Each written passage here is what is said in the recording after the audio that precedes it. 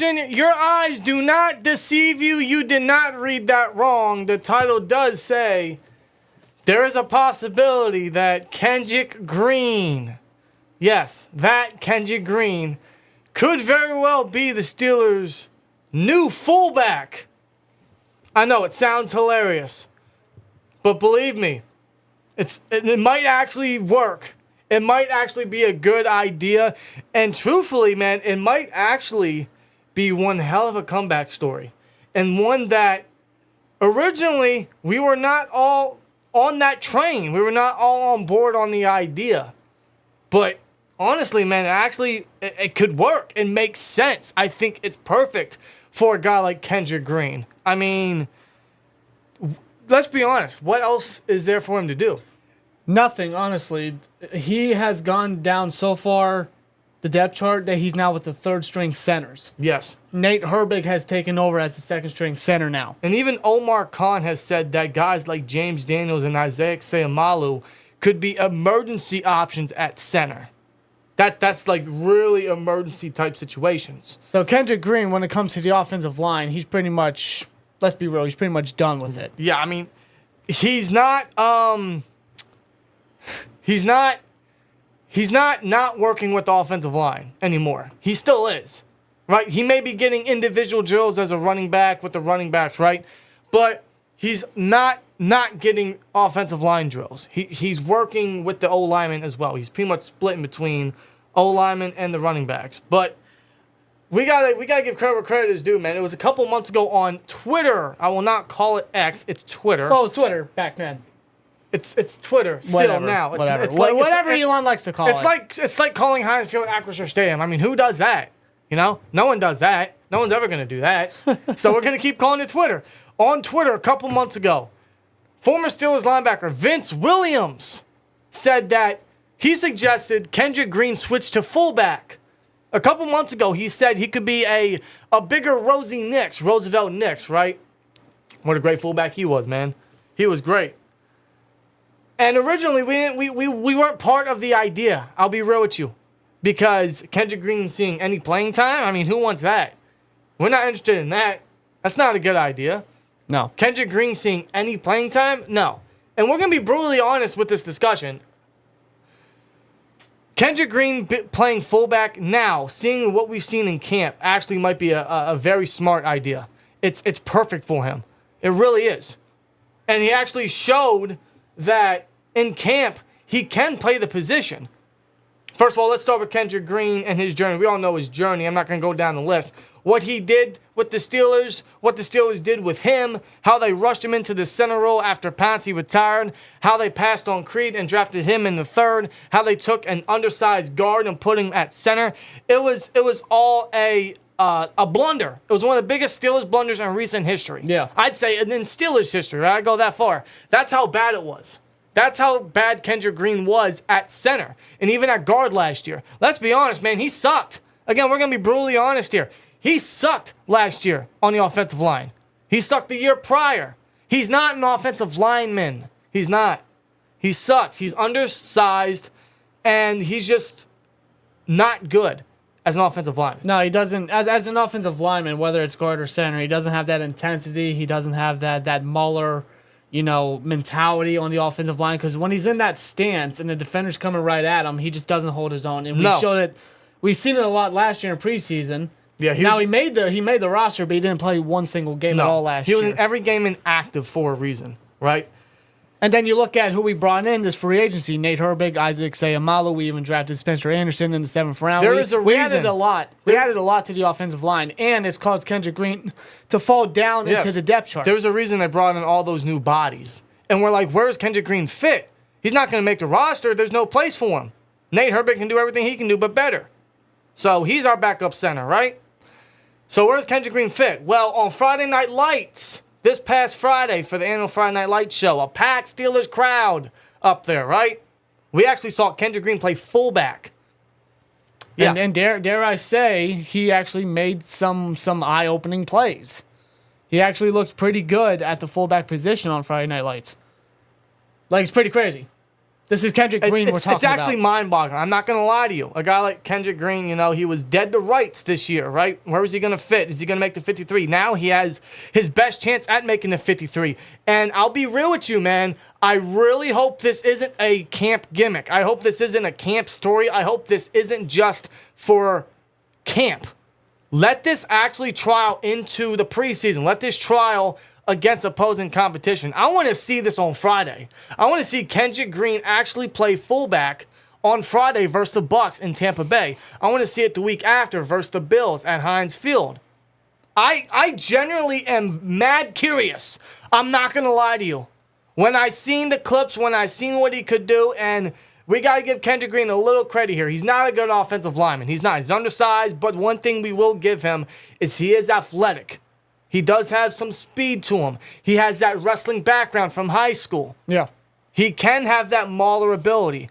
And one thing that Kendrick Green is good at is he is very good in space. He's very aggressive in space. When you give him that space and he's running towards the defender is shit out of luck because Kendrick Green, a guy of that quickness, with that much quickness and that mobility and that size, I mean, good luck trying to get around him. I mean, you probably won't find a more better interior offensive lineman that's athletic as Kendrick Green. Let's be real here.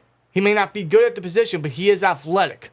And putting him at fullback is just, honestly, man, we weren't bright on the idea, but it truly is brilliant, and it could work for Kendrick Green because he was actually making plays in training camp all weekend. It wasn't just a Friday Night Lights little thing to pop the Steelers crowd. It wasn't just that. We saw it Saturday, and we saw it today. And every day it gets better and better. We hear more and hear greater. And he's actually starting to become a fan favorite. He's getting standing ovations from the Steelers fans. He's got this new lease on life, trying out a fullback, this new self-confidence in him, which he needed. And I remember last year, right, during the preseason games, during the post-game interviews and everything, he was asked in the locker room, he's like, do you think you're doing enough? Do you think you are earning a starting spot? And he was brutally honest. He said, absolutely not. You know how damaging that is to a football player's confidence? Yeah. And when a football player loses his confidence, it's very hard to get that back, especially when you see the journey Kendrick Green has been on. Now that he's got this new position he's trying out, now that he's got the Steelers fans behind him, and he's actually doing good at it, I am genuinely curious to see what he can do in an actual football game. Like, I'm actually rooting for him. I really am. I'm very happy for the guy, actually. Yeah. And I think this would be brilliant for the Steelers offense because getting a big guy like him, 6'2", 315, with that athleticism, that mobility, that wrestling background, like I said, you put him at fullback, and you have him be the lead block for a guy like Najee or Warren and even a McFarland, right? Yeah. If you want to do a quarterback option with Kenny, you could do the same thing with that. You can get creative with Kendrick Green and his size. As a matter of fact, if you wanted to, he could be that perfect gimmick guy in go-to-go situations and short yardage gains. Yeah. You want to have him as the lead block when you go up straight the middle, he can get it. Or if you want to run some play action and have him motion in the flat, no one's going to expect a guy like Kendrick Green to be an eligible receiver. No. Even though he's lining up a fullback. No, but even during, Friday Night Lights, Saturday, Sunday, he's working on his hands. He's actually on the jugs machine a little bit after practice today, and he's actually catching some passes pretty well. There was this one time he caught a pass. He actually trucked Tanner Muse over and gained some extra yardage on the play. It's actually pretty impressive. It's very impressive, and it's very good to hear. You really want to root for Kendrick Green in this time right now because this is his best chance. And it's a hell of a comeback story. It's something none of us even imagined or pictured. And not only is this his best chance, but a big opportunity because Monty Peltenbaum, the undrafted free agent fullback that we had, just days into training camp, he retired. Yep. And technically, I mean, if you want to consider Connor Hayward a fullback, you can, but he's still listed as a tight end. So technically, we didn't have a fullback on the roster. So the Steelers saw this as a big opportunity to be like, you know what? This man ain't really panning out with the offensive line. The man's falling down the depth chart. What's it going to hurt to give him a shot at fullback? And look what he's been doing. Yeah, this is a big opportunity, and you got to think, Kendrick Green knows that this is pretty much his last shot to stick around with the team. So he's going to be working his ass off. He's going to be doing whatever it takes to make sure, hey, I want to stay on this team. I want to put in my effort no matter where I'm at. Offensive line, fullback, wherever you want me to do, whatever. If I have to catch a pass, cause the block for Najee Harris, Jalen Warren, whoever. Absolutely. We should all be rooting for Kendrick Green. I'm incredibly curious to see how he does. I hope this translates into the actual NFL games this upcoming preseason, more specifically this Friday, just because I really want to see what he can do there. And we're all rooting for him. We should all root for him, man. Think of Kendrick Green how you want. Now, listen, we were very hard on Kendrick Green. Was. And rightfully so. Everyone the was. man is not a starting offensive line. He's already showcased that. Arguably not even a depth guy. But at fullback, this is a big opportunity, a new lease on life. He's gained some confidence. He's getting some reps, not just with the third team, but he's getting up there with the second team and the first team with the 7 shots and stuff like that. And he's actually doing real solid thus far. And hopefully, like you said, this is not a camp gimmick thing that the Steelers are doing. Hopefully, they actually bring this to the preseason games and give this guy the actual opportunity to see if he's worth keeping on the roster. But not only is Kendrick Green getting a new sense of confidence, not only is Steelers fans getting a new sense of confidence in Kendrick Green, it seems like the Steelers are confident themselves in what could be now the former center / guard. I mean, the first play he had was with the third team with Mason at quarterback, and he caught a pass out of the flat for, 7 yards? No one expected that. Got a huge pop from the crowd. The very next play, he lined up at fullback in pre-snap motion and got a big block. He trucked the defender. Pretty much pancaked him, number 45, one of our linebackers, right? He pancaked him, again with the third team, and created a big hole for Jalen Warren. He ran for a first down. Another big pop from the crowd. The next day, immediately, he worked with the first team in 11-on-11 drills in their first period. He even caught a pass at the end of the 11-on-11 drills on a flat route where he trucked, like you said, tearing him. Yeah, that was the play, yeah. Got a couple extra yards. I mean, he's showing his athleticism. He's showing his capabilities. I know it's a very small dose, but honestly, man, for his journey and the need of a fullback, and truthfully, man, the creativity we could bring with this guy, I think it could be fun to watch. Yeah. I think this would be a hell of a comeback story. None of us had this on our Steelers training camp bingo card this year. No. None of us. Even when Vince Williams tweeted that out, right? We didn't even think twice about it. We just laughed at it. Like, really? Kendrick Green seeing playing time? Why would you do that? But it makes sense. You give this guy you put him in space. You have him be the lead block. You let him use his big body and his athleticism. Yeah. He can play an impact, man. He might be what Vince Williams said, a bigger Rosie Nix, or what people are saying is like our version of Patrick Richard, the Ravens fullback. Yeah. Or kind of similar to maybe a Don Terry Poe, you know, how the Chiefs used him at fullback. Or if you want to go way back, you know, the fridge for the Bears. Right. You know, when they used him at fullback, you know, he could be a security weapon in some aspect, you know. I think this is something that could really get over with the crowd, that can really just connect. And it's already connecting with me. Like, I'm very invested in this. And I don't think this is just a camp thing. Why would they do that? Now, I hope he pulls through. I really do. Because I think this could cause a lot of creativity for the offense even more. Yeah. Considering what already we have been doing in camp, the guys that we got, you know? It just makes a lot of sense, honestly, when you really think about it. And it's putting him in a position to do the best he can, to make the best of him, to use him right. You know? Let him use the best of his ability to help this team. I think that's tremendous. I'm very happy for Kendrick Green that he's getting this new sense of confidence, that he's getting this opportunity. And I'm very confident we're going to see this in training camp, and I'm excited for it. Yeah. When you see Kendrick Green come out with the offense, with Kenny, with Mitch, with Mason, whoever, right? If he's lined up at fullback, it's going to be an exciting watch. It's going to be one of those, like, Zach Banner moments where is he going to be eligible? It's giving me those vibes, honestly. It's something that, you know, we could all connect with. Something we could all root for together, man. Think of Kendrick Green how you will. We all know his journey. We all know it was very unsuccessful. But this has a great chance for him to find true success with this team. And why not? Why not? Can't hurt. It can't hurt. It's a hell of an experiment, and it might actually help this team in a good bit in terms of running the football, which obviously that's where this team's going. Yeah. So I think that's great. Chad, how you guys feeling about that? We just had to get that off our chest. And I think it's fun, man. It really is. And I don't think this Harper's on any of Connor Hayward's reps at fullback or where we put him. I mean, the guy's a football player. Wherever you put him, the guy's going to do what he can do. Right. So I don't think this Harper's anything on Connor Hayward's reps or playing time or anything. As a matter of fact, yeah, Kendrick Green playing fullback might take some reps out of Connor Hayward's spot, but honestly, rotating those two guys at that position is even better. Or who's to say that you don't possibly experiment having both guys on it? You can have Connor Hayward have the ball because he can run with the football, and Kendrick Green be the lead blocker. You could, man. You really could. Who knows, man? They can get. You can literally have fun with this. They can get very, very creative, very exciting with the pony formation if they really want to incorporate into the Steelers' offense. They really can. And now the addition of Kendrick Green as a lead block. I mean, we all agree that him as a blocker is not great. It really isn't. But when you give him the space, when you let him get to the second level, when you let him use athleticism, that's where he shines. Yeah, because you leave him on the offensive line, it's not going to work. No, but when he has that space, when he's on the move, he even showcased it in his rookie season at times.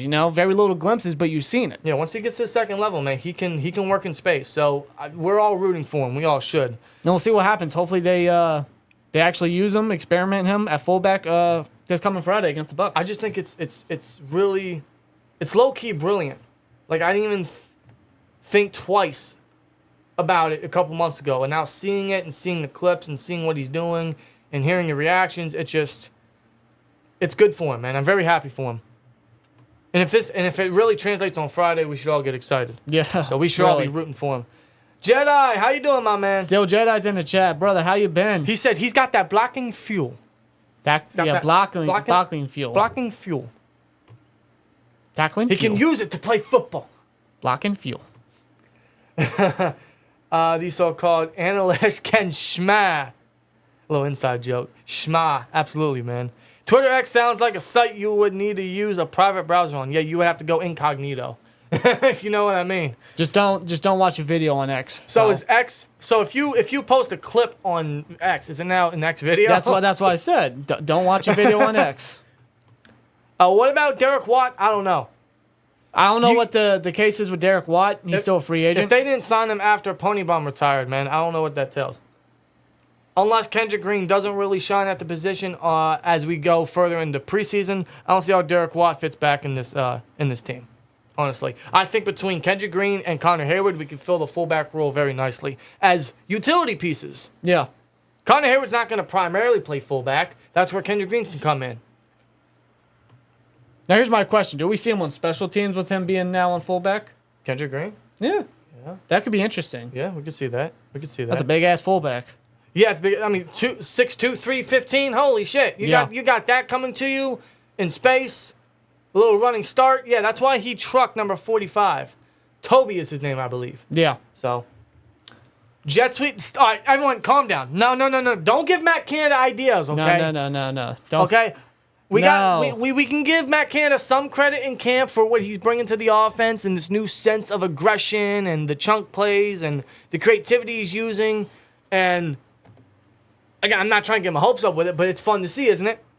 But no, a jet sweep to Kendrick Green, come on, that would be the absolute dumbest play call I could ever see. If that. But why do I sense it though? Why do I really sense it? Because it's Matt Canada. That's why you sense it.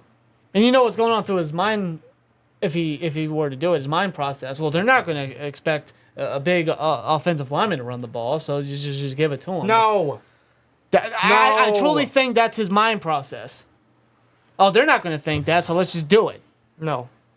But then you fail. Please don't do that. You fail. Whatever you do, Canada, don't do that. Yeah, don't do that. We have a first-round running back, but no, let's give it to Kendrick Green to run the ball. That's not necessary. That's not gonna happen. That's not gonna happen. I wouldn't even tolerate that in training camp or in preseason. I would not.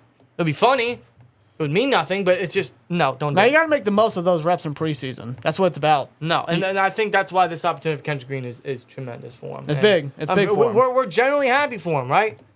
We truly are. Really hoping he can take this ball and just literally run with it. What about George Pickens, cats? Yeah, dude, George Pickens has been shining in camp. All camp. George Pickens is George Pickens. Yeah. None of this is surprising. As a matter of fact, it's actually fun to watch. It shows you, man, like compared to all our other previous day 2 receivers that we've had, where some of them had sophomore slumps or some just haven't taken that next level, this guy's just different. I can't explain it. He just feels different. He looks different. Just the way he plays, it's just filthy. He has venom in his veins, man. He has that nastiness to him. He has that oomph. He has that, I don't know, man. It's hard to explain. You just sense it. You feel it. You know it. George Pickens is truly going to be a hell of a receiver for us. I know it. I have no fear of a sophomore slump from this guy. No. Not the man. one. The man stands out every single day. It could be a simple play, and like he make it acrobatic. Yeah. That's how Pickens works. No, we were not there. Unfortunately, we were not. That would have been fun to see in person. I'm not going to lie. Yes. We were not there in person. We're still trying to figure out a day if we are going to go to camp. Could be next week. Could not be. I don't know. Yeah. We got a lot on our plate with not only the Steelers preseason coming up. We have a move-in process right before the season, so yeah. We got our hands tied with that. So we're going to try, though. We're going to try to make it out to camp if we can for at least one day. Yeah. For at least one day. It's been a while since we've been back. Can't guarantee anything, but believe me, we're going to try our best. Yeah, dude. But one guy that's absolutely doing his best in camp, I think it's a good way to translate here. Yeah, we talked about Kendrick Green. Now we got to talk about Kenny Pickett, right? Our quarterback. There's a lot of good and promising stuff coming out of his first week in training camp without pads on. Now the pads have come on all camp. I've heard not one negative from Kenny all week. He's literally like taking that extra step in camp. He's hitting his targets. He's killing it. He's lasering his guys. He's making throws on the money, dimes to literally every single one of his targets, whether it's Anthony McFarland, who's seeing a lot more reps as a receiver. That's great.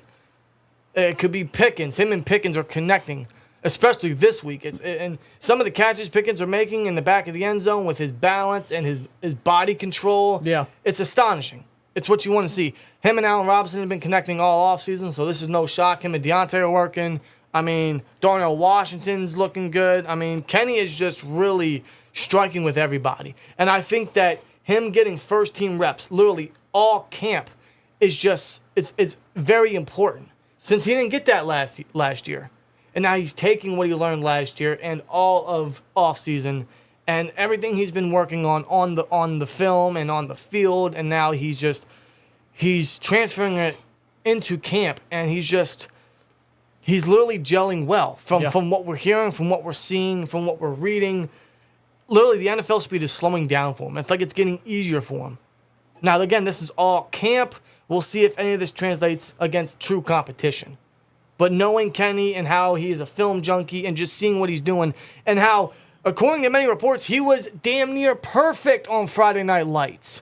He completed almost every single one of his passes, multiple touchdowns against a packed Steelers crowd, Steelers fan crowd. Yeah. I guess he loves the big crowds. He loves the pressure, so he had to show off greatly. One of his best showings ever in Steelers camp, probably his best showing all camp, was Friday Night Lights, according to many readings.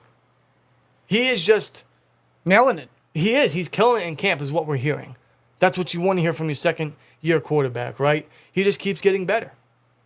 Continued progression. And come Friday versus the Bucs, you know he's going to play. He has to play. Yeah.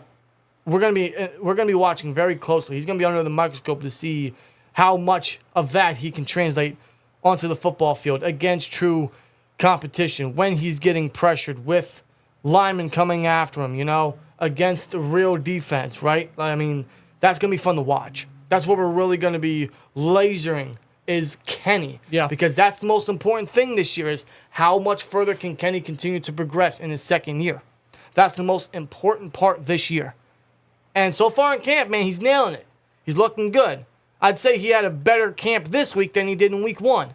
Yeah, it just seems like throughout the day, he just seems to be more confident, more conditioned to communication with his targets. Seems to be getting better by the day, by the rep, really. And I love how he's using his mobility to extend plays and escape pressure, and he's scoring on a majority of his 7-shot drills. I mean, it sounds very promising. I'm very happy for it. Mm-hmm. But again, it's camp. I think for most of camp, we just take everything with a grain of salt and see how much of this translates into the preseason. So we don't have to wait long. That's Friday. That's this Friday. We actually have a game this week. That's exciting, man. Mm-hmm. It'll be game day in literally 5 days from now. It's going to be fun, man. So Kenny's nailing it in camp from what we're hearing, from what we're seeing. It's just from the videos we see on social media, his throws is just money. on the point. dime, man. Like it's really looking great. So we're glad to hear it. We're glad to see it, and we hope that this completely translates to the football field, because I'm not gonna lie when I say this, hearing all this positive stuff, the communication building and the positive throws on the dime, on the dot, right where they need to be, it just continues to grow the promise that Kenny Pickett holds at quarterback for the Steelers for the future. There's actually a lot of good stuff coming out of camp this week. You know, there's been a lot of good stuff to hear from a lot of people, even from the left tackle battle, which continues to be a close watch, with Broderick Jones and Dan Moore. I mean, that battle's going neck and neck. They're both actually looking good. They both had very good weeks. Dan Moore held his own against guys like Highsmith and Nick Herbig, right? Dan Moore showing, you know, he's not just going to give up that left tackle job. Not immediately. No. They may have drafted a guy. He's going to be the starter long term eventually, but I'm not going to give it up yet. That's what he's doing. We got to give him praise for that. But even Brody Jones, you know, he's doing well against Highsmith and Herbig as well, and Marcus Golden. He's holding his ground in team and in individual drills. That's very good. Yeah. From someone that is still new to the position, that's still raw, I mean, that's what you want to hear. Aside from Kenny, man, and aside a little bit from Kendrick Green, because that's really getting me very curious now. Broderick Jones is going to be another thing we're all going to look very closely at on Friday is let's see what Broderick Jones can do with the line against competition. Let's see how he's going to gel in his first NFL game. That's going to see how much of a how much of a jump he can take. I'm not anticipating anything spectacular, but he's going to be a fun watch for sure. But this left tackle battle is looking real close. Yeah. It really is. It's going real good. That's what I love to hear. Darnell Washington showing what he can bring to the offense. And believe me, it's not just the blocking ability, right? The Steelers knew what they were getting with this guy when they drafted him as the blocker. We all knew this, but he's not going to be strictly that. He's not just that. Now, he's primarily working as that, especially on backers. You know, he himself held his own against Highsmith and Watt on backers. Tomlin was very adamant about putting him up against his top two edge rushers. And that was like an iron sharpened iron or a steel sharpened steel sort of battle this week in camp, was those two going up against Darnell Washington. It was a very even battle. Darnell Washington in his first bit against Watt held his own. Then he went up against Highsmith, and Highsmith got the better of him. The next day, it seemed to be the opposite. It seemed like Darnell Washington was starting to get the better of Alex Highsmith. These guys are just going to make each other better, man. This is going to make Darnell Washington such an effective blocker. Yeah. But again, he's not going to be strictly that. They know what they have in that. They're going to test that against the best in the world, against the best in the league, right?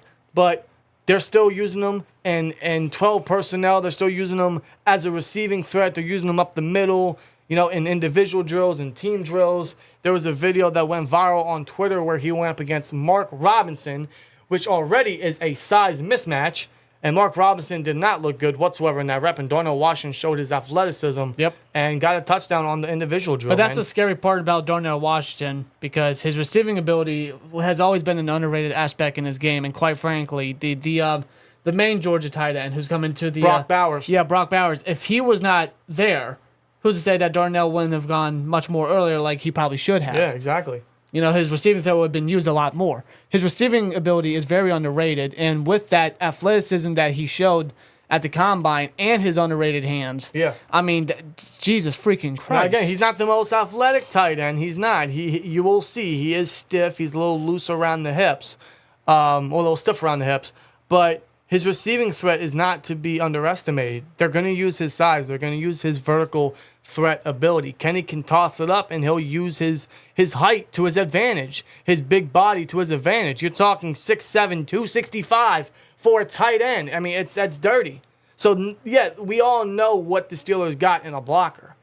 But even this Friday, right, we're gonna be excited about it a lot. But, you know, how are they going to use his receiving threat? What's he going to bring to the table? You know, there are some drop concerns. There are some athletic concerns or some athletic limitations in certain aspects. But, you know, we'll see what he can provide on Friday. But in camp, he's having a strong camp, especially this week.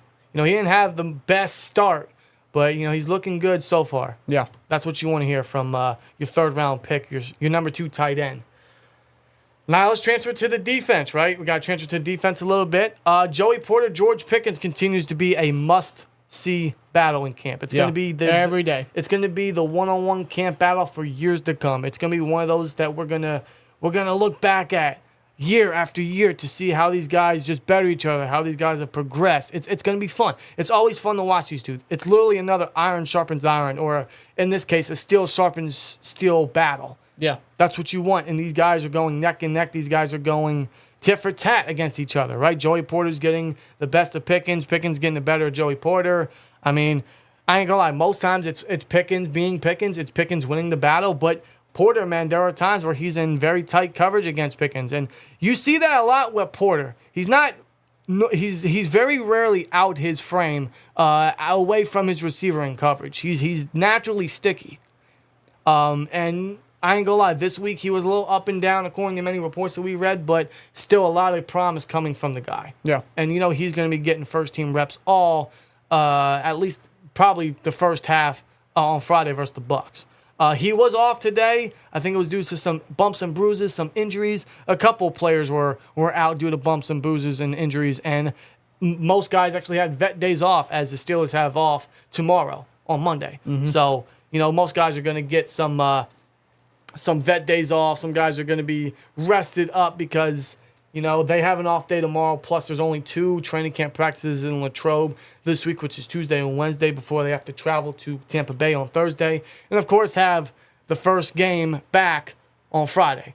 So we want everyone back we want everyone healthy as possible come Friday. As unfortunately Corey Trice is out for the rest of the year because he sustained an injury on the first day of pads last week. Yeah. And so far it's been a very healthy week. Now there were a couple injuries, such as like a DeMonte Casey, a Keanu Neal, guys like that, right? And actually that gave a guy like Kenny Robinson and Trey Norwood first team reps at safety. But a guy like Kenny Robinson, man, not only because of Casey's injury or Neal being out, and even Minkah being excused. Minkah was not back up until yesterday. And he didn't practice for the first time until today. Yeah. So Minkah is back. There's no fear. There's no concern of why isn't Minkah at training camp? Why isn't Minkah playing? Why isn't Minkah practicing?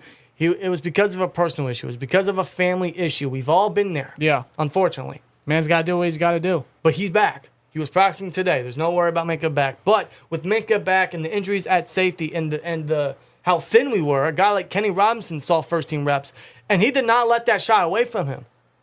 He really took advantage. In fact, he had multiple picks this week. A couple practices, he had more than one. Yeah. I mean, it's a guy like him coming into camp. Let's be honest, a nobody pretty much coming in, but he's taking that opportunity. He's taking advantage of the reps he's getting, right? And he's making a name for himself. He's really making a case for the 53 as a backup safety. It's very intriguing, actually. It's fun to watch. He's one of those guys that's going under the radar and is very much a dark horse option to make the 53. Yeah, just every day you just be hearing more positive things coming from Kenny Robinson. Same thing with Elijah Riley. Yeah, Riley. With these depth guys, man, they seem to be really growing their name in training camp, making plays, whether it's a pick, a breakup, a tackle, whatever it is. They seem to be doing very good every day. And it's great when it comes to the safety depth. Yeah, because we need some secondary help. We need some secondary guys. We need some secondary numbers, right? And guys like Riley, guys like, I just said his name. Kenny Robinson. Thank you. Kenny Robinson is really taking their opportunities and running with it. Elijah Riley still looking good on the slot, breaking off blocks, making plays in coverage, showing his versatility, right? 2 guys like them taking this opportunity and just bettering themselves day after day, week after week, and really making a strong case for the 53. Yeah. Again, we'll see if many of this translates into the preseason, and if it does, very hard to shy them away from making the 53. But that's what you want to hear from depth guys, especially defensive depth, which is very important. Yeah. So not only are we seeing that with some secondary guys, even because Porter was out, and I think Wallace had a vet day. I could be wrong on that today, but I think he was. A guy like James Pierre got first-team reps, which he's gonna need that. He's gonna be that emergency depth guy for in case of any injuries. Knock on wood. So that's good to hear. You want to hear the depth guys, especially in the secondary, provide and show faith and show trust, and hope that can be shown in preseason. But even on the defensive line, at the same time, A guy like Armand Watts is showing his power, showing a lot of his starting experience against the line. Even a guy like Brian and Fioku, really showing his power, showing his big body potential, his strength. Even against double teams, just bullying guys on the defensive line. And he's showing he could be a great depth piece. Heard nothing but positive, nothing but great about Fioku when we signed him after he left the Chargers. Yeah. Nothing but great things about him. And he's showing that in camp. Day after day, he's really showing that he could be a great depth piece. Same thing with Keanu Benton, right? He's doing well this week as well, going up against the ones, showing his power, showing his mauler ability, showing his bull rush, even against a guy like a Mason Cole, right? Yeah, it might be a little concerning for Mason Cole, but I think it's greater for a guy like Keanu Benton. You want to see that from a rookie. You want to see that level of impact immediately, especially when you look at our nose tackles throughout the years and how damaging it's been to our run defense. A guy like Fioku and Benton are showing you they could fill that gap this year. Which is great. And depth and rotations, that's especially with the defensive line, because years, and we've been very vocal about it for years, the defensive line depth and just in general starters have just been very inconsistent. Like, that gap has always been open. Our rushing defense has declined over the past number of years. In this offseason, with the additions the Steelers brought in for inside linebackers, defensive line depth, and draft picks. Yeah, it's drastically improved that on and paper. I just hear nothing but, like, positive things when it comes to the run defense, how they just got thumpers and hitters and aggressive hitters. Yeah, they're hitting our backup running backs, McFarland. They're getting the Warren. They're getting the Najee. Like, they're not letting any of these guys get through. No, and even a guy like Cole Holcomb is really improving throughout the days. You know, he's looking better in coverage drills against running backs. He's looking good in the run defense. Quan Alexander is looking good in that area. Same thing with Landon Roberts. This is why they were brought in. This is why they are improvements compared to last year. They're not mind-blowing names. They're not. But they are big improvements, and they're showing that in camp. And I have full confidence they will translate that onto the football field. Because that's why they have a lot of experience. A ton. So much experience. A ton. And that's the big turnaround compared to years prior, especially last year. And I just love to hear that these linebackers are just hitting in camp. That's what we did. That is something that we lacked. I said this in the last episode. That's something that we lacked. Because Bush didn't have that. No. Jack didn't have that, which, by the way, he signed with the Eagles. Good for him. Best of luck to him. But he just didn't work out for the Steelers. He didn't have that. As a matter of fact, with Miles Jack, I was a little disappointed. I didn't think he played that bad last year, but there were more times I've seen him on the ground than up. I seen him getting thumped instead of him doing the thumping. And that's why it was one of the reasons why we got rid of him. Not solely because of the cap issue. And of course, Bush was afraid of contact. I mean, that's why we all liked Mark Robinson last year, because he wasn't afraid to get physical. He wasn't afraid to be a downhill striker. Even he himself has looked, pretty solid in some reps. I even read that he's even getting some first-team reps because of some people have getting some veteran day offs. That's good. That's good. I think because of these vet days off, it's not a bad thing. In fact, it's extra opportunity for our depth guys. You want that. You want some of that experience. You want some of that confidence. You want to see how they program against the first team guys, because knock on wood, anything goes down. These guys need some of that experience. The people that they brought in, they showed that they had a history of capable starting ability and experience as a starter. So with these vet days off, they're giving these guys the opportunity because they were starters before. Yep. And you want to make sure that if something were to happen, that they are comfortable with the starting lineup because they have that experience as a starter, as a veteran. Yep. You want that connection. You want that chemistry. You want that feel if they ever have to come onto the football field. So seeing that some of these guys are getting first-team reps, guys like Kenny Robinson, Mark Robinson. So, I mean, I think that's good to hear. A guy like Brandon Fioku as well, right? I mean, that's what you want to see. So we'll see if most of this translates onto the football field. Yes, that's the big thing. Like, all this truly does have to translate onto the football field. Because this is what I like to call camp excitement. It is exciting, it's promising, but unless we see it on the field, it doesn't mean much. Truthfully. I mean, there have been many reports in years where this guy's looking good, and then they didn't translate it. So can we see these guys truly make a name for themselves in the preseason?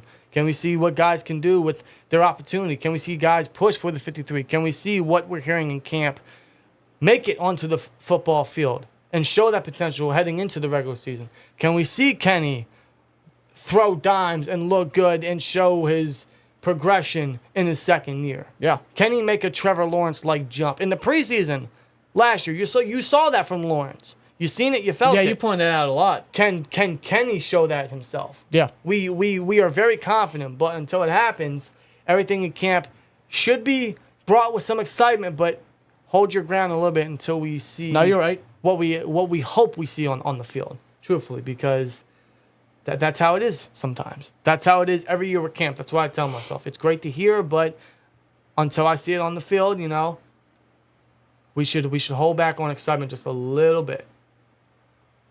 Gotta believe it. You gotta see it to believe it. Yeah, man. Exactly. Jesse, how you doing, man? He says, last Sunday, no Steelers football till January. That's exciting, isn't it? That is exciting. Yes. It's crazy. It's for the first time in a long time, for the first time in many, many weeks, I can say it's game week. Yes, it is. It's game week. Yes, it is. We play on Friday, man, in Tampa. Like, that's I don't know. It came this quick. Yeah, that's what I'm saying. It's the 6th of August already, and we're going to be watching Steelers football by the end of the week. Yep. That's fun, man. And the plan is we will be live for that. That is the plan. Hell or high water, we will be live for that game. No doubt in my mind about that. So, thankfully, it's locally televised, so we'll be able to watch it, and the plan is to be streaming it, enjoy it with you guys, have a watch party, just hope we see what we're hearing from camp on Friday. So, yeah, that's going to be exciting. And for those that don't know, man, we will be giving away I almost said Kendrick Green because 53 is in my head now. God damn it. Don't disrespect him that way. I know. We'll be giving away a Marquise Pouncey signed jersey as well as this $50 Steelers Pro Shop gift card in a combination giveaway at halftime of the game. The way to enter is as simple as this. All you got to do is join the SteelTwins Nation. All you got to do is join the membership, join the STN, become an STN member today. All it costs is $1.99. Everyone that is an STN member will be automatically enlisted in the Marquise Pouncey jersey and the Steelers $50 Pro Shop gift card. That's all you got to do. Join the STN today, man. It's as simple as that. Become an STN today, enlist in the giveaway, and we'll put all the names in a random generator. Hit random, and whoever's at the top of the list wins a Marquise Pouncey signed jersey and a Steelers $50 Pro Shop gift card. Again, that will be at halftime of the Steelers-Bucks game as we will be celebrating Steelers football fraternity. Yes. That'll be this Friday, so stay in tune for that. If you guys want to enter in that, become an STN. As well as, we haven't mentioned it yet, this episode of the podcast, of episode 18 of the Steeler Culture Podcast, is presented by SeatGeek. Shout out to SeatGeek for sponsoring today's episode of the podcast. SeatGeek is the only place you guys should be getting any of your event tickets, but specifically for our beloved Pittsburgh Steelers. If you guys are going to any game, if you have any game in mind, if you want to go to the Bucks game, if you want to go to the Bills playoff game at Heinz Field, if you want to go to the home opener against the Niners, if you want to go to the Browns game, if you want to go to the Raiders game in Vegas, if you want to go to the Rams game in Los Angeles, if you want to go to the Seahawks game in Seattle, any game, if you want to go to the Ravens want. game in Baltimore, I mean, any game you want to go to, right?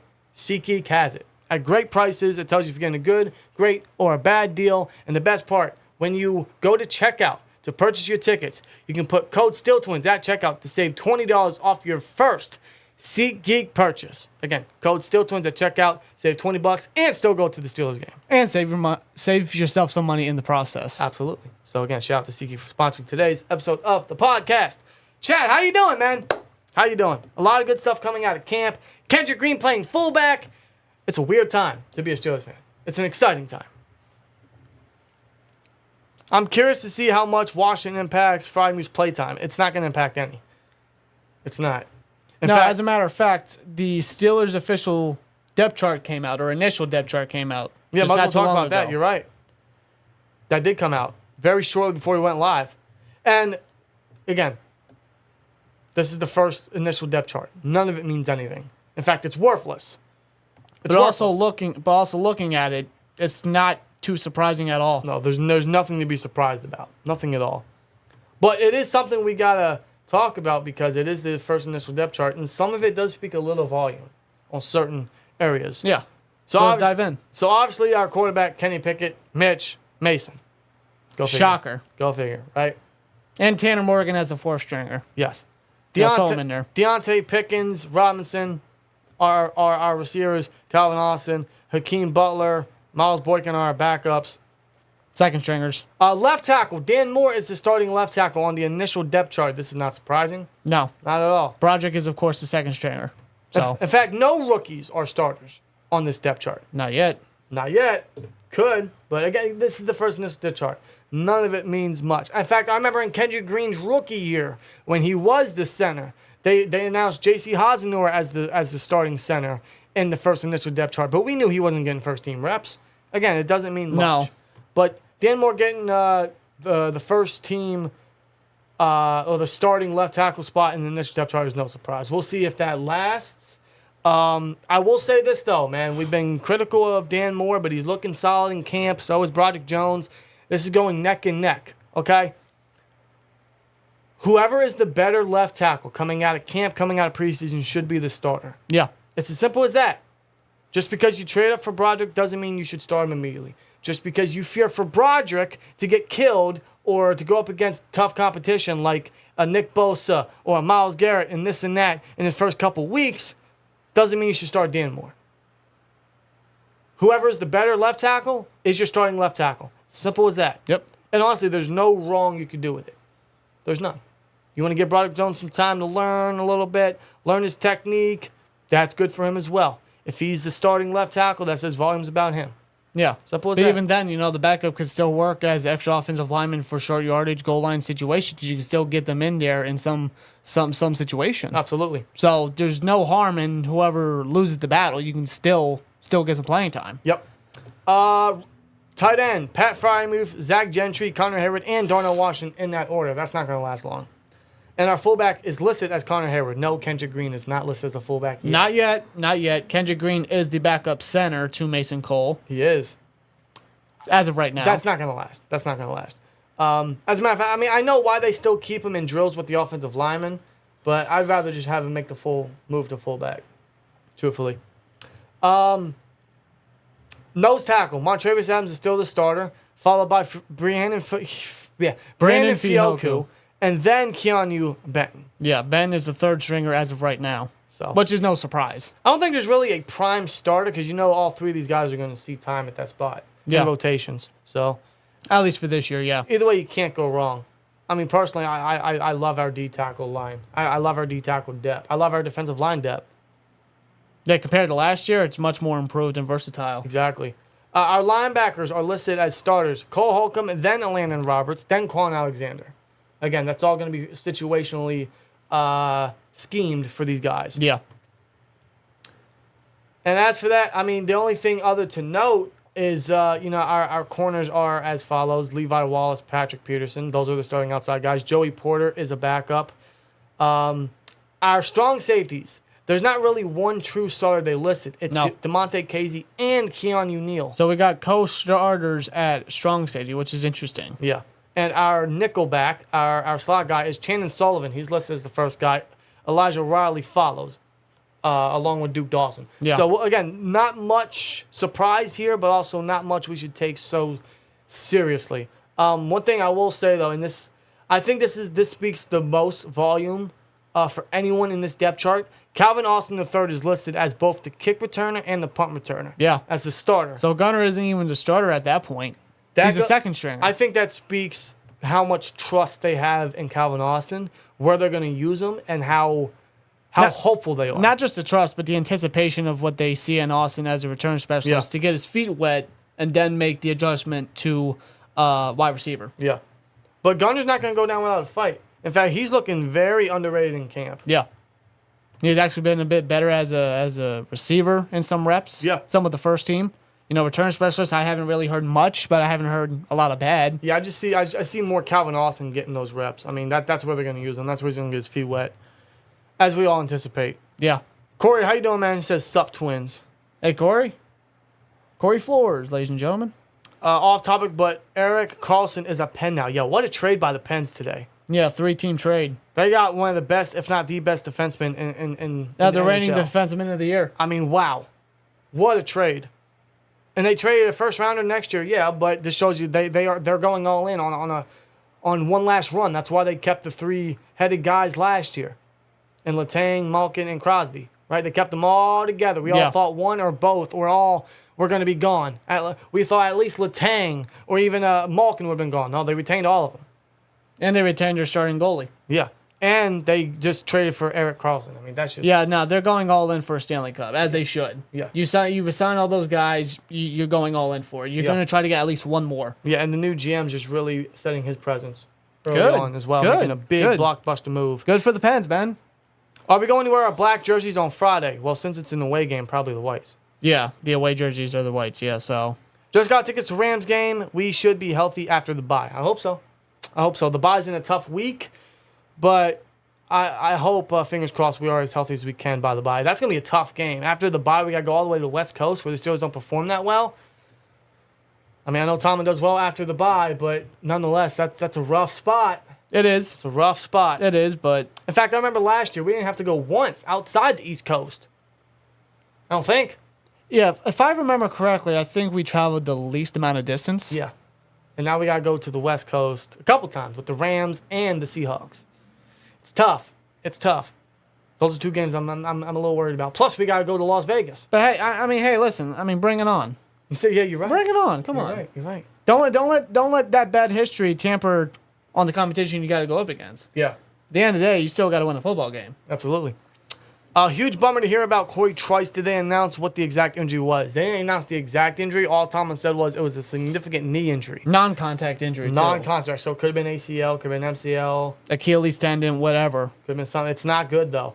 I mean, he's had a lot of bad history with injuries. And again, unfortunately, that's why he dropped. And it ended his rookie year. It's so sad because he had a lot of hype from a lot of people, a lot of fans. And he was looking, real solid as well in training camp. He was making plays, using his length to his advantage. I mean... As first day of pads comes on, and it just sucks. Yeah, it does. And I feel bad for him. I really feel for him. But I can't help but get flashbacks to Senquez Golson. I know. And that was a waste. Dude, the second he put on pads, he was hurt. That was a waste, but I don't want to think that yet of Corey Trice. I get the injury concerns back to college and now his rookie season, but I still have hope for him next year. I definitely look forward to hopefully a rebound, a redeeming of Corey Trice next season. I hope he's ready by at least OTAs. Yeah, if not, he'll be on the PUP list to start. But prayers up to Corey Trice and hope for a speedy recovery. Can't wait to see him next year, man. Of course. Nick Bosa has been killing it in camp. He has. Nick Bosa? Nick Bosa. Nick Herbig. He could be Nick Bosa. Never know. A smaller one, but don't let that size fool you. No. From the hybrid edge rusher the guy is. I think size for an edge rusher is a little condescending. Not condescending. It's what's the word I'm looking for? It's I don't want to say false. It's like misleading. Yeah. Misleading. Like for certain guys, it might be a problem, but I was never concerned about Nick Bosa. Nick Herbig's Jesus Christ, size. Man. I know. Listen. I know Nick Bosa's going to be tough. No, because he's just explosive. No, he is, and I feel like with his size, he can use that to his advantage. Yeah, and he's been working with Watt, and the Wisconsin boys got a secret connection. I mean, he's taking him under his wing. It's dirty. He's hitting people with a variety of moves, an arsenal of pass rush abilities. Yeah, and he's been unstoppable in camp, but one guy's been able to slow him down. And that's Broderick Jones.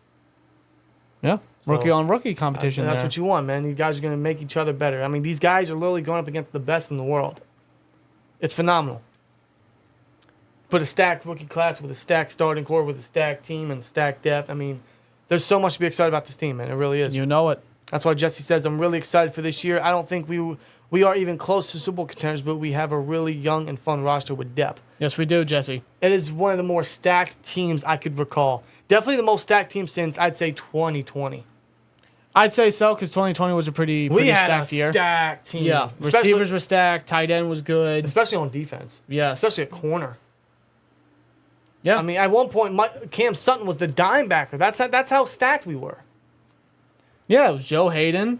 It was, I think at the time, Steven Nelson was still here. Then Mike Hilton in the slot, then Cam Sutton as the dime backer. Yeah. And Cam Sutton came in on as an outside guy in sub packages. Very similar to what they're going to do with Joey Porter this year and Patrick Peterson. Yeah. But, yeah, this team is just so stacked. It may not be as stacked as that, but it's got so much good depth. And the depth is showing out in camp.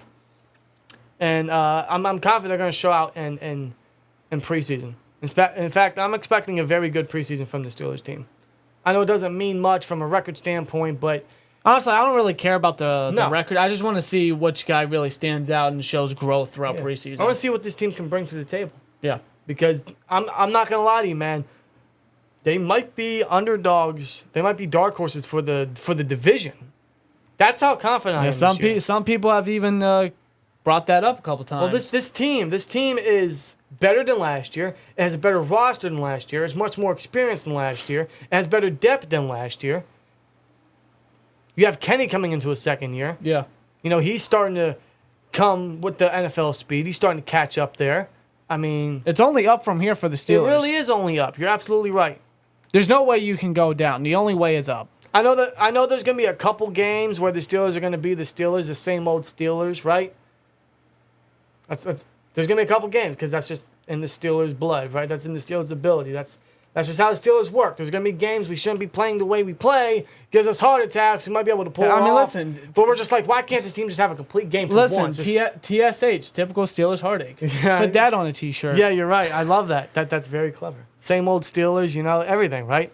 But no, we know this team we know this team has a lot of potential. So this year's gonna be exciting, and it's gonna start with training camp. So, Yeah. Well, it did start with training camp. It's gonna start with preseason rather. And my daughter's birthday is on Friday. Also gonna be a great day Friday, says Corey Flores. Hey, That's perfect. great. So not only is your daughter's birthday on Friday, you get to return to Steelers football. How exciting is that? And Corey, happy early birthday to your daughter, man. Yeah, can we get some birthday emojis, birthday cake emojis in the chat for Corey's daughter? I know it's 5 days early. We might have to say it again on Friday, but If we have to say it again on Friday, we'll say it again on Friday. absolutely, man. That's awesome. That's actually very, very, very cool. Really cool. And hopefully it goes much better than the one time our game was on or hopefully it's better than the one time our birthday was on the Steelers game, in which that game was the Steelers and Packers a couple years ago, where Marquise Pouncey suffered an ACL injury and was out all year.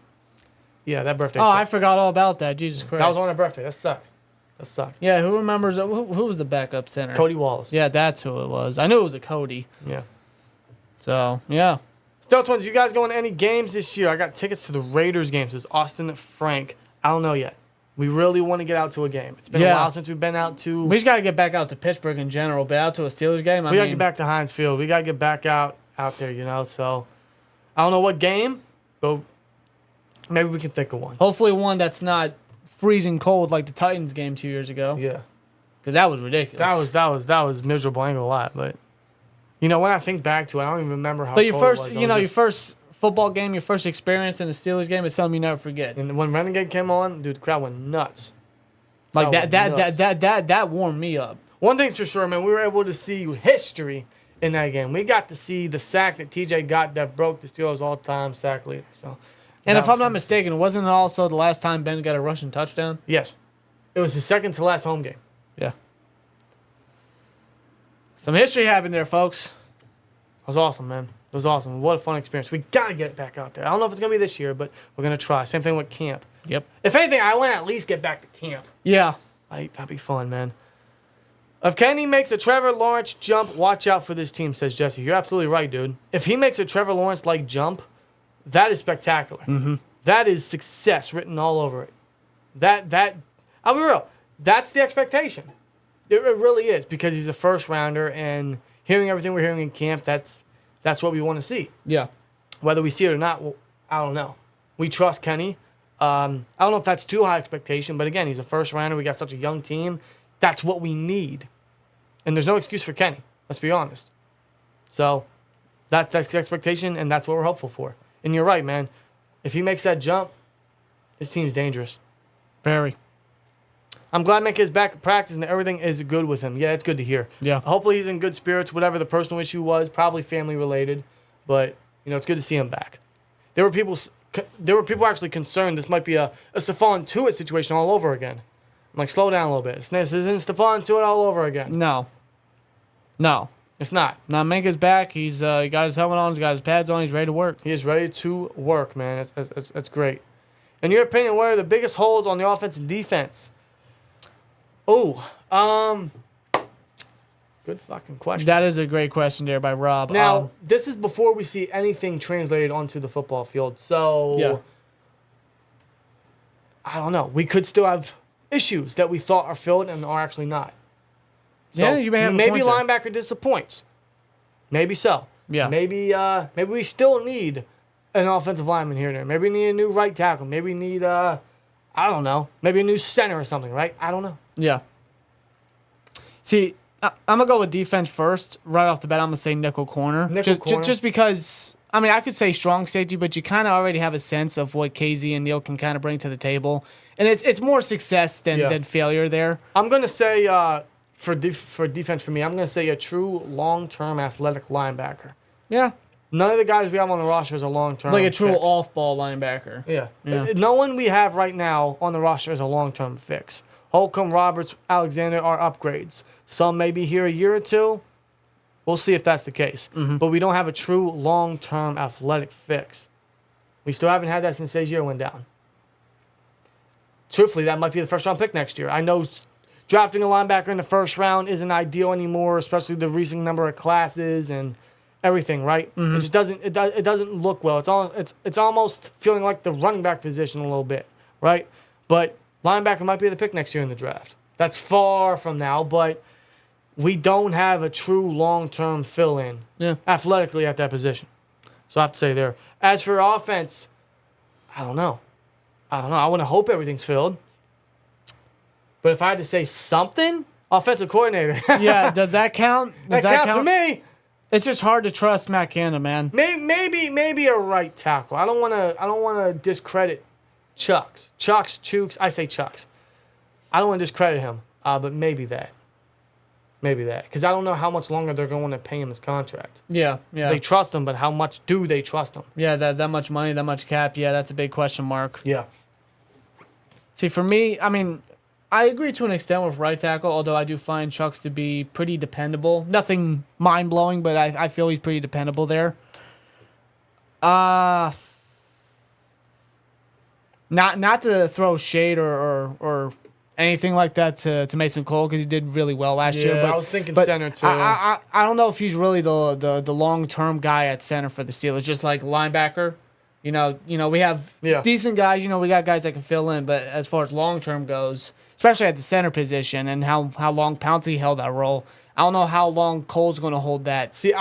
I'll give him the benefit of the doubt. But don't get me wrong, he did very good last year. I'll give him the benefit of the doubt only because he's young enough. He's young enough. He's still learning a lot. And I think as this offensive line grows together, he could. He might. He may not be one of the best centers in Steelers history. He may not be a drastic improvement, but he could be someone very steady. You know, he could be like the Titans, like a Ben Jones or a the guy for the Bengals. He's the guy I won last year. He's a former Patriot. What's his name? Take Russ? Yes, him. They could be someone like him or, you know, like the Patriots centers. They haven't been mind-blowing, but they've been very dependable, you know? Again, he might not be one of the best ever in Steelers history, but he's going to be someone that could be here for at least 5-6 years, hopefully, and he'll be someone we look back on. He's like, man, he was a good fill-in. He was a very good center. Yeah, he just might. Yeah, just might. That's what I'm hoping with and if that's Cole. if that's the case, I'm satisfied with that. He's young enough for it. He's still got ways to learn, so that's what I'm hopeful for. It might not be the case, but I like to have faith in my lineman. See, Rob says offensive coordinator definitely counts as a See, whole. it does count. We don't have everyone's trying to give Canada some praise in camp, and they should. Okay, I'm not going to be a complete Matt Canada hater. I'm not going to discredit everything he does. Okay, but I'm not there yet. Okay, I'm not getting my hopes up. I'm not going to give him that much benefit of the doubt. I'm not. Okay, now slow down a little bit. Yeah. I just don't trust him. Based off his reputation, it's hard to. Yeah. That's the only thing why we don't have much faith in him coming to this upcoming season. But who knows? Yeah. You know. D Hunt 20 says I was at that Titans game too. The wind was making it worse, dude. The wind was terrible, and we wore steel toe boots for some fucking reason. Why? Swear jar. I didn't even think about the steel toes protect my. No, I remember my toes were frozen. We got those what do they call them? Hand warmers. Yeah. I put them in my boots, bro. Did it work? It worked. See, I didn't do that. It worked for a bit. I didn't do that. But as soon as I got back to the hotel room, I went right in the shower. Yeah. Had to warm up somehow. Yeah, right. Jesus that was fun, Christ. though. Tyler Cannon says should go to the game on December 23rd, Saturday against the Bengals. I'll be in attendance. Can't wait. I wasn't even thinking that. That's going to be cold as hell. December 23rd, yeah, just before the holiday season, yeah. That's going to be cold. But if there's one game we could go to, I'm not going to lie, it could be that one. That's going to be a hell of a game. It's right before the holiday season. Maybe we give ourselves our own holiday treat. I don't know. Maybe another miracle happens, considering the date. I didn't even think of that. And fuck the Bengals. Well, that'll be 51 years to the day. Wow. Hey, who knows? I mean... Wow. I didn't even think of that. I don't know. Maybe I'm just speaking out of my ass. No, you're not, man. Hey, anything's possible. Know. History repeats itself. I love it. May not be the Raiders, but it's a team that we can't stand, so... Yeah. We'll see. No, especially with Vontaze Burfict's recent comments. You hear about that?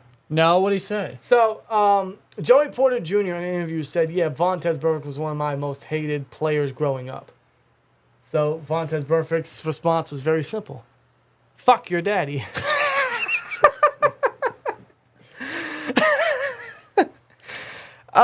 You know what, Vontaze? Fuck you too. You know, Vontaze, you'll always be remembered as the guy that ruined Antonio Brown's career. Yeah. As one of the most dirtiest players in the NFL. And I'm not saying Joey Porter wasn't entirely dirty. Granted, that was a different era. That was when you could still play football. That was when you could still hit. That's when you could still hurt the quarterback without being penalized. But Joey Porter had a much better career than Burfict ever will. Peasy didn't hit you to hurt you. He hit you to win a football game. Yeah. Vontaze hit you to hurt you. He didn't give a fuck. No. And he showcased that how many times? You know what? Nothing would sweeten me more than Joey Porter Jr. getting his first NFL pick on Joe Burrow. I think that's poetic. That's poetic. Dude, imagine that.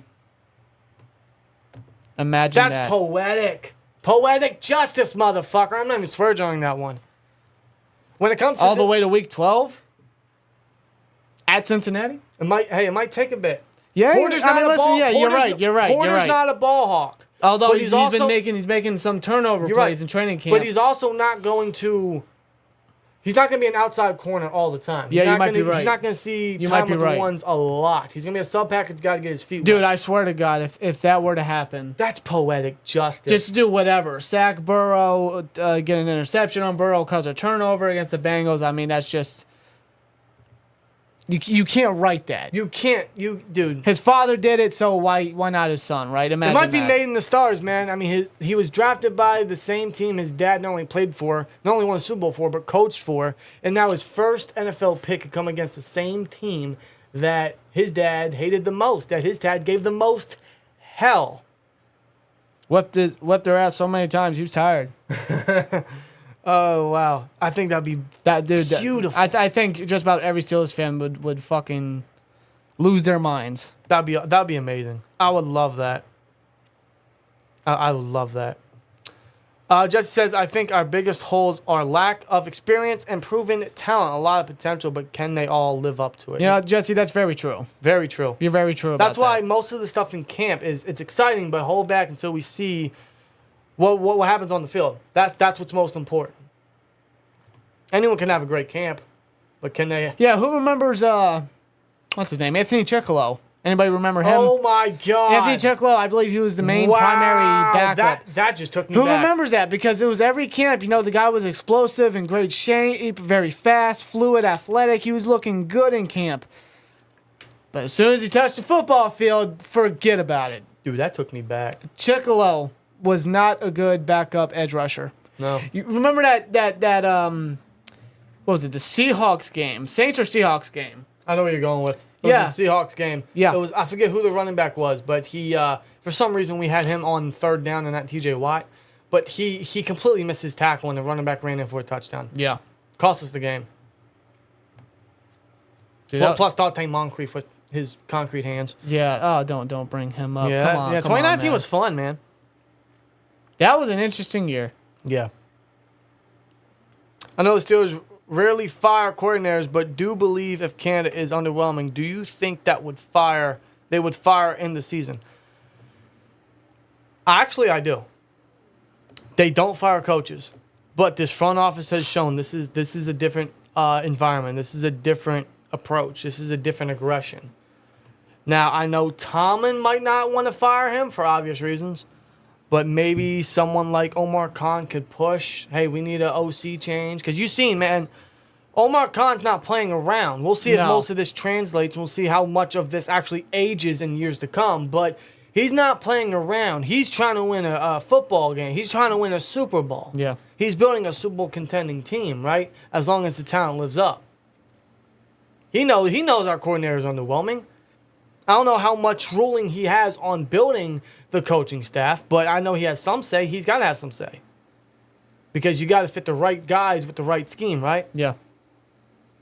But at the end of the day, the final say is Art Rooney II. I'm just so mad because this past year they had so many chances to get so much drastically better improvements. They could have offered a contract to Eric Bieniemy for an assistant head coach role, for an offensive coordinator spot. They could have lateraled from the Chiefs to the Steelers like they did with the Chiefs and the Commanders. The most luxurious contract ever given to an OC and an assistant head coach. We could have done that. Yeah, or, considering what happened, John Mitchell retired. Or a, what's his name? A Thomas Brown, I think is his name. The former Rams tight end coach for Sean McVay. Yeah, former assistant head coach. Now he's what? I think he's the Panthers offensive coordinator, if I'm correct. Yeah. He's who I really wanted. Because he's from McVay's coaching tree, and McVay's coaching tree is very good. Yeah. And now he's going to be working with Bryce Young and all of them in Carolina. That could go well. Speaking of Carolina, I think it was Frank Reach, who was another guy that we were kind of vouching for a little bit because he has some solid history as OC. Who remembers Carson Wentz's MVP caliber year before he got hurt? Exactly. But they won the Super Bowl with Nick Foles with Reach as head coach or OC. My bad. Before he became a head coach. So whenever the time comes, they cannot shy away from an upgrade, unless a quarter can upgrade himself. But we'll see if that happens. I'll be ready to put those hand warmers in my boots. I was at the game where we played them at home in 21, and we got our ass kicked. I want to see revenge. Yeah, Steelers and Bengals recently has been a little neck and neck. You could say in certain ways the Steelers have gotten lucky in the way they've beaten the Bengals in recent games, especially week 1. Yeah. That was wild. But I think this team can truly compete with a team like the Bengals. I do. I think this offense has the ability to be just as firepowering, as explosive as the Bengals. We have similar depth. We have similar explosiveness. Yeah. At least on paper we do.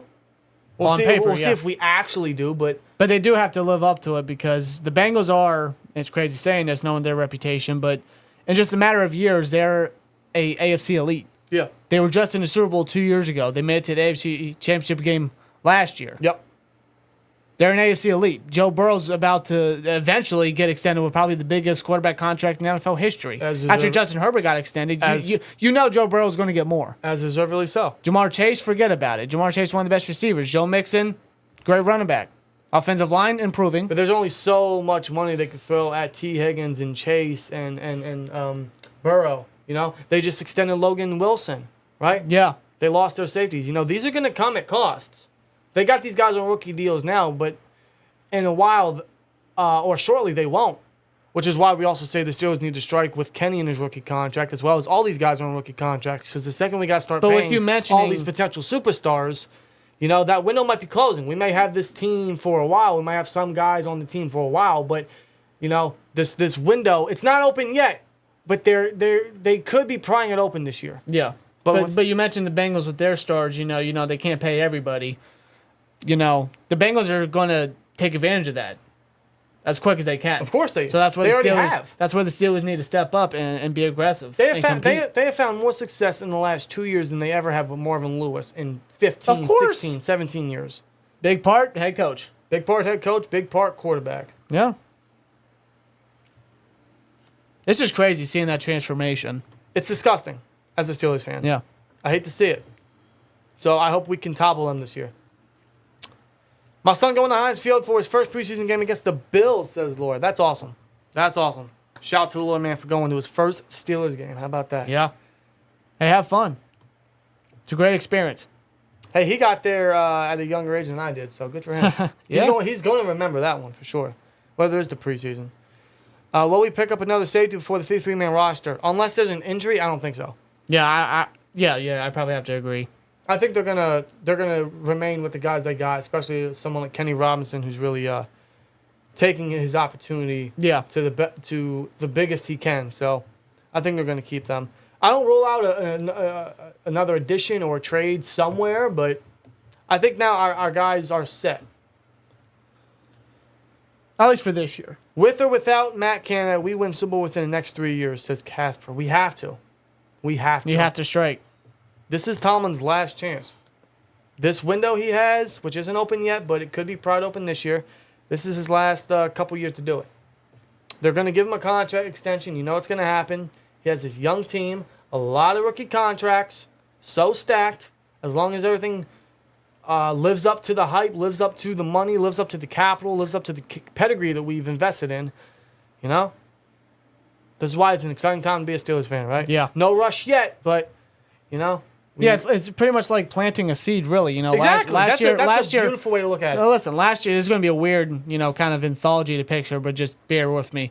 Last year, they planted the seed, getting Kenny Pickett, building for the future. This year, that's where the flower, the rose, is really going to start to grow and groom just a little bit. You know, it's going to get there. That's my anticipation. That's when the roots start to sprout. Yeah, a little bit. but then next year, hopefully, is the anticipation where it's a fully grown rose, but every rose has thorns. And thorns are going to be very deadly and dangerous. You get what I'm saying? Like, the Steelers are going to be growing. They're going to be like this great team. Like, oh, look at all this talent. But we're going to be physical. We're going to be dangerous. Yeah. That dangerous capabilities will be the thorns on the rose. We could be that thorn in the side of the division. Literally. I love that. I love that analogy. Yeah, I know.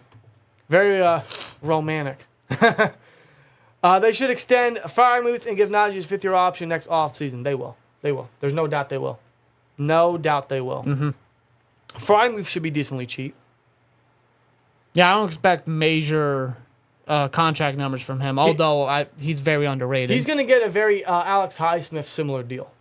He's going to get some good money. He's going to be very team-friendly. He's going to get maybe 20, 25, maybe 30-something million guaranteed over maybe 3-4 years. But, you know, maybe even 5 years. I don't know. But I'm confident that we're going to do both those things, Devin. My first Steelers game was 2015 versus Jets. Last time they wore the Bumblebee jerseys, I believe. And if I'm not mistaken... Was that the game... Sammy Coates, right?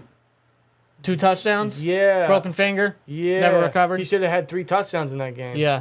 That was the last good game he had. After that, he had, only 2 catches? Yeah, because I remember that. Like, he was a very good deep threat, like, the first bit of the season. Dude. But then he injured his fingers in that game, and he just never recovered. Never. Whatsoever. We traded him to the Browns the next season, and he went to the USFL, XFL, AAF, one of those 3. Yeah. Something like that. And just, you know, it just didn't pan out. Yeah. It really didn't. That kind of sucked, though.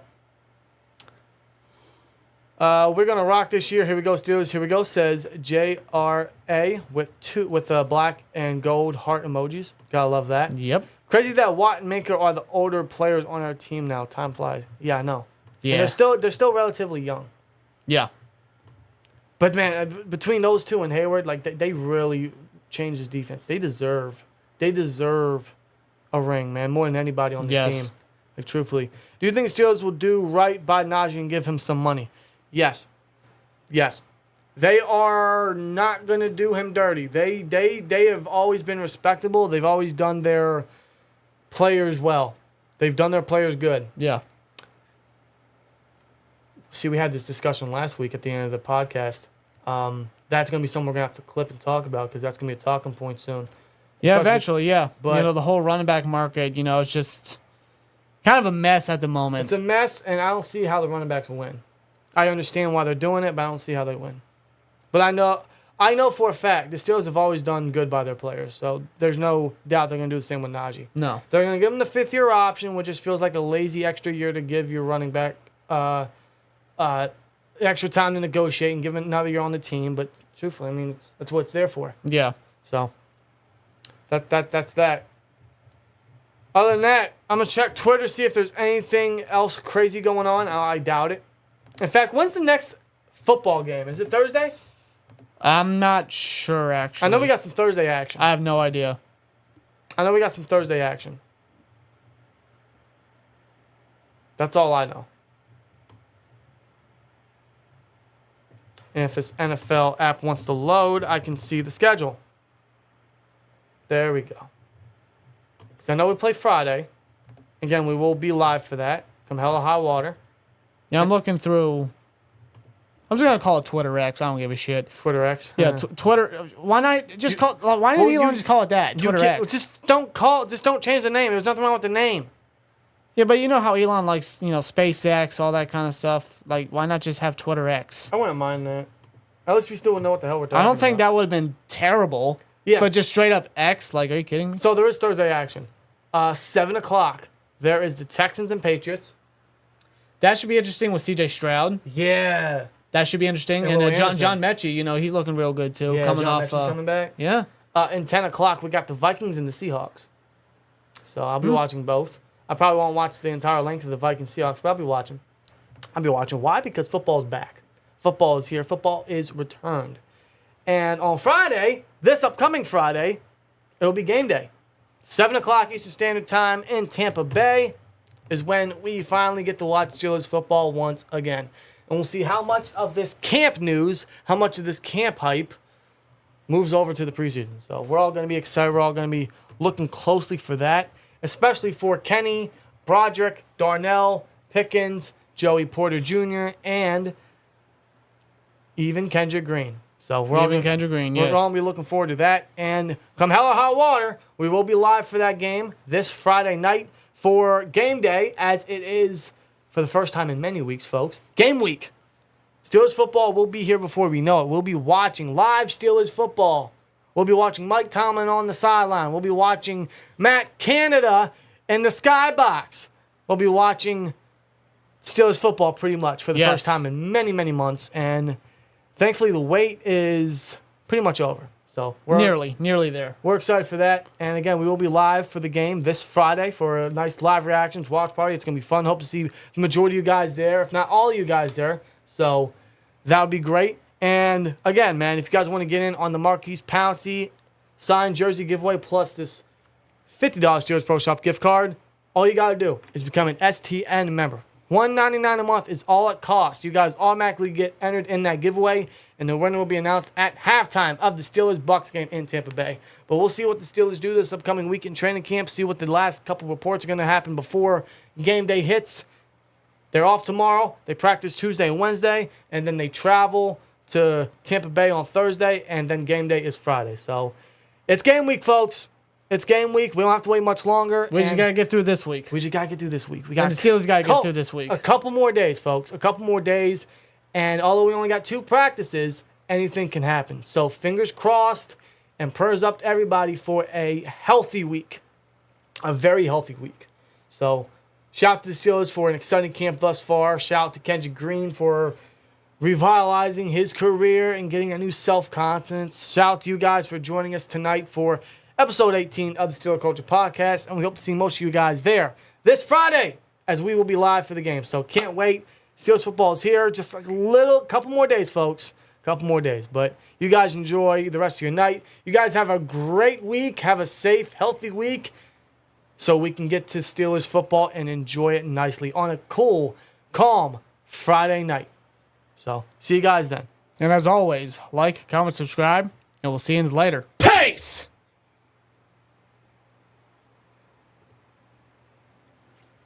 That's the wrong one. I fucked up. Bro, are you kidding The me? stream is ending. Okay.